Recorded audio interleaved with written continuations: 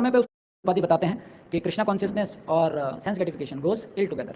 अगर कोई भक्ति भी करना चाहता है, इंद्र तृप्ति भी करना चाहता है तो मुश्किल है। एक समय पे उसको डिसीजन लेना पड़ेगा। हो सकता है कुछ समय के लिए उसका जो दोनों चीज़ें हैं उनको साथ में लेके चल पाए, लेकिन एक समय पे उसको माया देवी ऐसी सिचुएशन में डाल देगी कि अभी आपको डिसीजन लेना है, या तो भक्तों का संग छोड़ दो, इंद्र तृप्ति करो, या इंद्र तृप्ति छोड़ दो, भक्ति कीजिए। ये बहुत ज़्यादा ज़रूरी है समझना। प्रभुपाद जी बताते हैं कि जो भौतिक दुनिया है उसमें जो आनंद है, उसमें जो खुशी है वो नहीं है।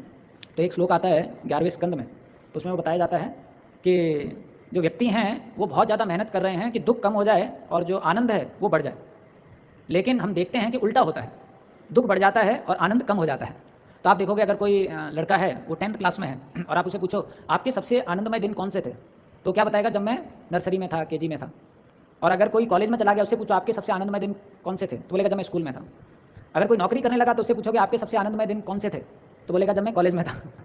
अगर कोई शादी कर लिया उससे पूछो कि आपके सबसे आनंदमय दिन कौन से थे, तो बोला शादी से पहले वाले। तो आप देखोगे हर कोई आगे बढ़ रहा है कि मेरा आनंद बढ़ जाएगा, लेकिन जितना आगे बढ़ता है उतना क्या बढ़ जाता है, दुख बढ़ जाता है। और जो पिछला कम दुख वाला परिस्थिति होता है वो उसको आनंदमय वाला परिस्थिति प्रतीत होता है इस प्रकार से। तो वही उस श्लोक में बताया जाता है कि हर कोई सोचता तो ये है कि मेरा आनंद बढ़ जाएगा, लेकिन क्या होता है, उल्टा दुख बढ़ जाता है।